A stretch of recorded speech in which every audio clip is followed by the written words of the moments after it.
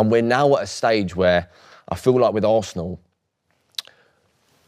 Arteta has found, for the first time in his tenure, Arteta has got a proper core that, you know, 3, 4, 5, 6, maybe even 7 players know for a fact they are starting that game. They are a guaranteed starter. They play with each other. They know each other on and off the pitch like brothers. That, I think, could be what separates us from the rest. When I look at our competition, which is seemingly Man City and Chelsea, I don't think they've got that, or I don't think they have it to our level, to be honest. And Liverpool have lost their core, and you're seeing what's happening to them. Do you, when you look at the game yesterday, it was built up, wasn't it, as Caicedo v Rice? Obviously, you know about the Caicedo challenge, but there was a tackle Declan Rice put in. I don't know, but then about the first 15 minutes, he saved the goal, basically, didn't he? He hooked his foot around it. Yeah, but he made up for it. No, I know, but no, it was a great tackle, but the touch from Neto was class too. Yeah. But you've said that you think he's the best midfield player on the planet. Yeah. Yeah? Yeah.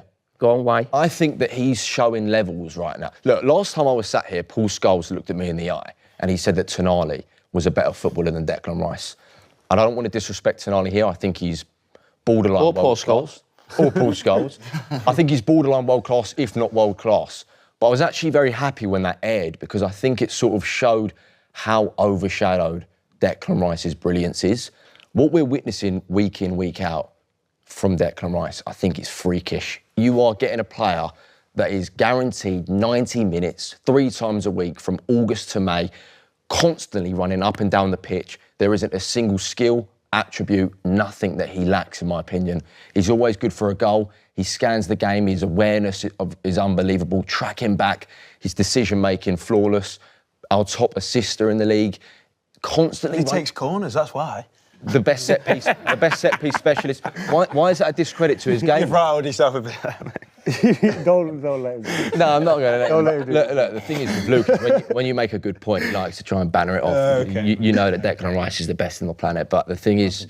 He's not the best. I don't think he is. Who do you have? I mean... I love Pedri. I prefer midfielders like Pedri and stuff like that. He's probably the best. How many in the Premier times a League. year do you watch Vitinha for you to say he's better than Rice? No, mate. You've replied, so...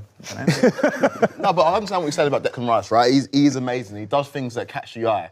But in terms of a midfielder, I want somebody who's brilliant on the ball. I don't even think he's the best on the ball in your midfield. Zubimendi, for me, is the key to Arsenal. And the fact that he got an early booking yesterday kind of took away from his game. And as a Chelsea fan, that's what I was focusing on before the game. I think Rice is amazing, right? Rice is incredible set pieces. He embodies everything you want from an English centre midfielder. But for me, when I want a centre midfielder, I want Kevin De Bruyne. I want somebody who's the best on the pitch, on the ball. But I don't think that's. I think that's a little bit.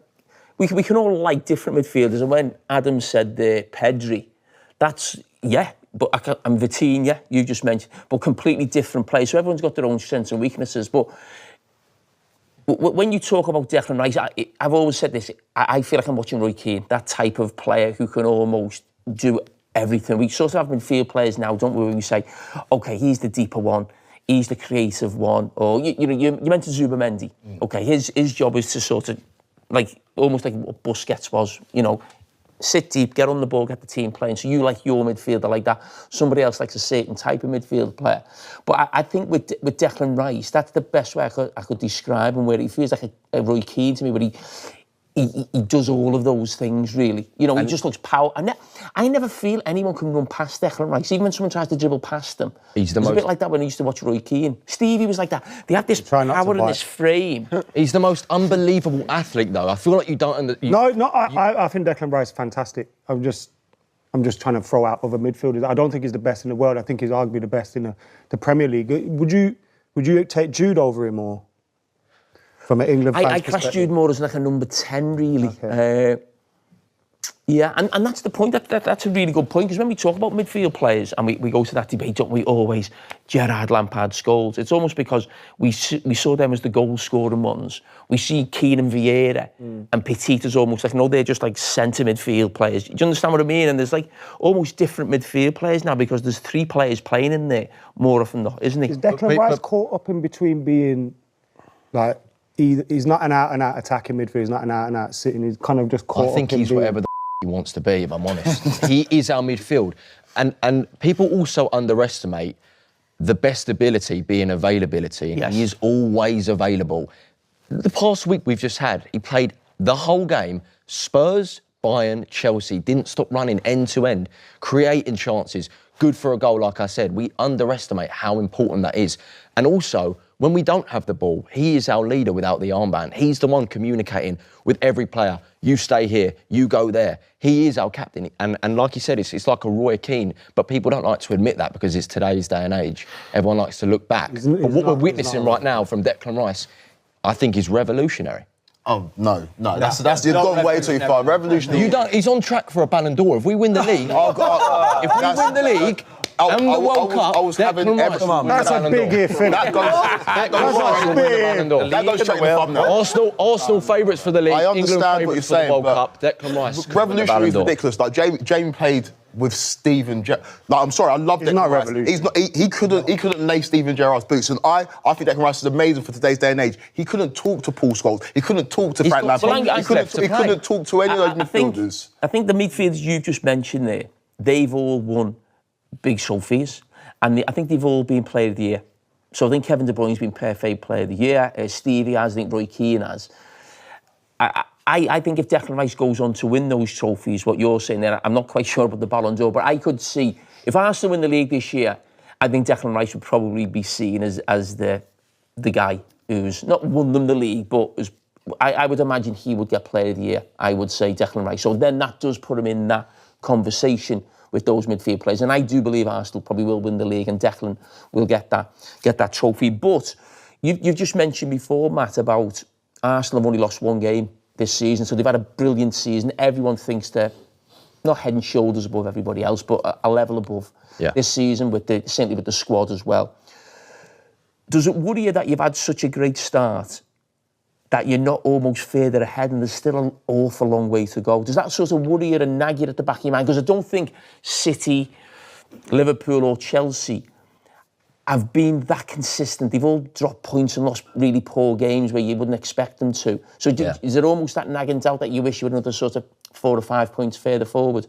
I'm not worried. I don't think that the word is worried. Maybe if you look back on the patterns, like we and Luke were saying before, there are patterns of us slipping up. But I'm not worried in the sense that we've ticked some of the toughest places this league has to offer off the list. You know, we've been to Old Trafford, been to Anfield, been to St James's Park, been Stadium of Light, going to Villa Park next week. We battered Spurs at home. We played City at home. City have been very inconsistent away from home. Chelsea have been very inconsistent at home. So I'm looking at us and our discipline and our consistency, and I think that it's a level above everyone else around us. I'm not discrediting Chelsea. Were superb yesterday. Still couldn't beat us. City, superb at our place. 10 men. I think we understand. 11 against 11, they win. But they still couldn't beat us. I understand. I'm not saying that they should have with 10 men, but they couldn't beat us. City were superb when they came to the Emirates. Still couldn't beat us.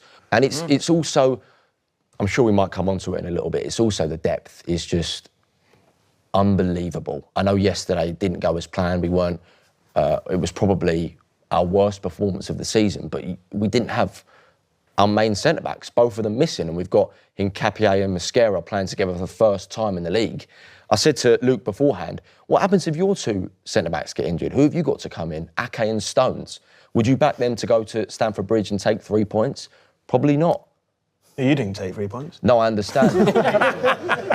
Arsenal know that if we're up close and if Chelsea are putting on a bit of pressure as well, I think Arsenal are always going to have a downturn. Do you think if you're 5 points behind now, if you could cut that to 2 or 3 by the time we sort of come out of the March international break, I know it's a long time, but that's when the real title run in.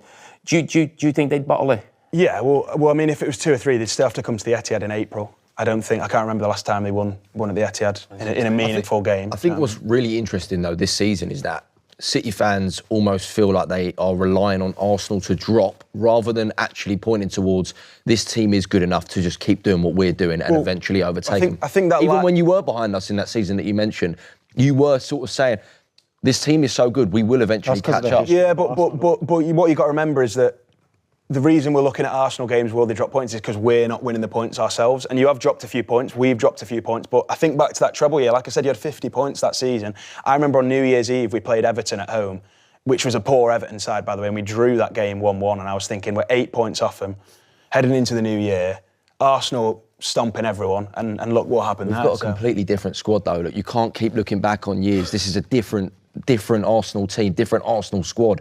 Way better than it was. It won't be a then. different team until they actually win it, though. Yeah. They're always going to have that. Arsenal need to actually go and get a trophy because at the minute they're just pretty much bottle jobs with the Premier League. Everyone keeps catching them up. And that's a Geordie saying that in the suit. When you said that. So, yeah, squad or not, you just need to put proof. I know it's not my segment, but I think that people are way too... It's like the world is watching and waiting for us to drop points. Why is that? Why is Because you drew 2-2 at the Stadium of Light. Yeah, I know. You've just said you're the team to beat. Now, do you think when City were ahead, when Liverpool were ahead, do you not think people watching them games thinking, will they drop points? It's patterns. People will look back and people are sort of hoping and praying on past patterns to come true again. But I think that there is a sense in everyone around us. Everyone knows that this is our league to lose. You won about 14 and 16 games a couple of seasons ago, and it was the one game against Villa you lost, and you still didn't win the league. But that brings we're a its way own better pressures. team than you are now. You say we know it's ours to lose. That's going to bring its own pressures 13 within the games, dressing room. 13. Outside of Gabriel Jesus, who's never available, no one's won it. I do think the only way Arsenal don't win it, I think them. it's Arsenal will cost, Yeah. not will. I think if you don't win the league, it'll be down to you. I don't think it's down to another team. 100, that's what I said. But you were a good side last year. You got to the late stages of the Champions League. What happened in the league? You battered us 5-1, and everyone's saying this Arsenal team's so much better than Man City. You beat us by 3 points to second place. We fell off a cliff. Liverpool ran. But why did that happen? Why did you fall off a cliff? Could that happen again? We had It's an the same injury. team. We had You an said it's the injury same crisis. team. No, it's not.